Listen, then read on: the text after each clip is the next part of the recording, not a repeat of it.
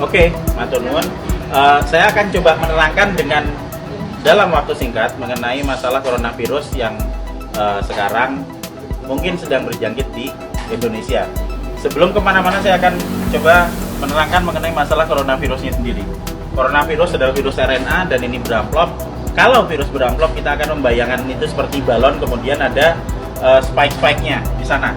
Nah, spike yang di luar ini terdiri dari lapisan glikoprotein.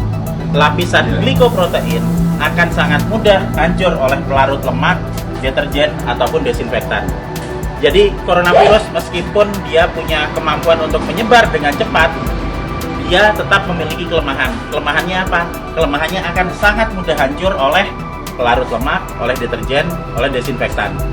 Sehingga jika kita sering cuci tangan, kita sering ngepel lantai dengan desinfektan atau dengan cairan untuk pel, maka virusnya akan hancur dan tidak akan menulari lagi. Nah, kemudian saya akan cerita gimana caranya coronavirus bisa menulari ke manusia. Coronavirus menular ke manusia itu lewat sentuhan dengan material-material yang sudah terjangkit virus pertama, terus kedua pada saat kita berada di keramaian, kemudian ada orang yang mungkin bersin, kemudian kita kena oleh kontak langsung, maka dia akan langsung bisa menulari kita. Tapi sekali lagi kita jangan terburu panik dulu. Kenapa? Karena coronavirus ini tidak seganas seperti yang dibayangkan atau yang ditampilkan oleh media. Kita akan selalu lihat di situ. Sekarang korban coronavirus seluruh dunia ada sekitar di 80.000 sekian penderita. Tapi dari 80.000 itu nanti yang meninggal itu ada sekitar 2.400 yang selalu hanya akan ada di kisaran angka 2-3%. Silakan nanti dilihat di data statistik mengenai seberapa banyak yang orang yang terkena coronavirus dan seberapa banyak yang meninggal. Yang meninggal selalu ada di kisaran antara 2-3%.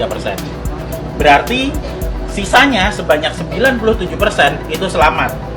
Dengan deskripsi lebih detail, yang sakit 53%, sementara sudah ada yang mulai sembuh itu sebanyak 44%. Nanti kita akan cerita kenapa dia bisa sembuh. Jadi begitu coronavirus masuk ke tubuh manusia, maka dia akan menginfeksi sel saluran pernapasan. Hari pertama akan ada bersin-bersin, wajar karena itu sistem imun non-spesifik yang bekerja. Hari kedua akan ada pilek. Hari ketiga dan keempat kemudian nanti akan ada demam. Hari kelima demam akan berlanjut, dan jika badan kita fit, maka di hari ketujuh antibodi akan mulai dikeluarkan. Jadi kita akan belajar mengenai sistem imunologi basic di sini. Pada saat terkena pertama kali, maka tubuh perlu waktu 7 hari untuk memasukkan data mengenai virus yang masuk ke sini ke sel memori. Di hari ketujuh ini ada antibodi. Hari ketujuh antibodi akan meningkat, akan keluar di sini hari ketujuh. Hari ke-14 dia akan naik sampai ke atas maksimal. Nah, pada saat antibodi naik di sini, maka antibodi itu akan dipakai untuk melawan virus corona. Karena antibodi sifatnya spesifik. Antibodi anti corona hanya bisa dipakai untuk menangani virus corona.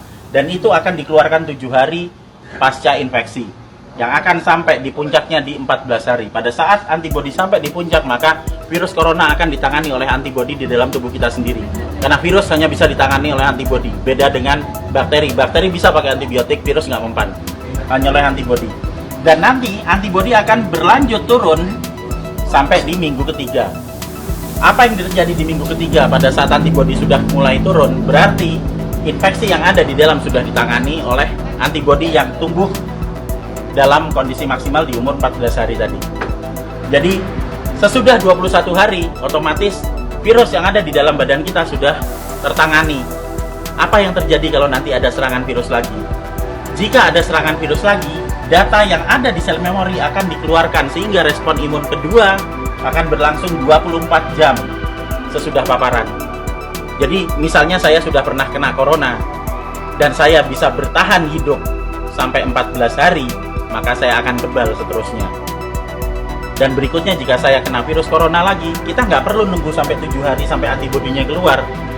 Sekarang kena, maka besok antibodi sudah dikeluarkan. Itu sebabnya 44% orang bisa sembuh bahkan tanpa vaksin, karena vaksinnya belum ditemukan.